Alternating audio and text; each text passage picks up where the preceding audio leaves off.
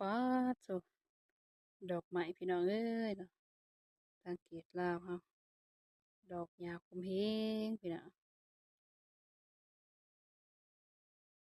เอ้พี่น้องเอ้ยป๊าดโถโอ้โฮกกสูงขนาดพี่น้องเนาะกกสิสูงพี่น้องเอ้ยเนาะแดดจัดเลยนี่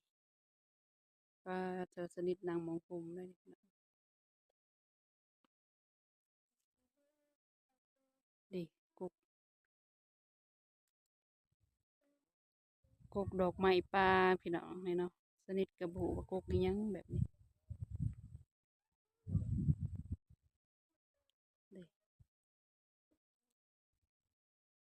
เอ้ว้าว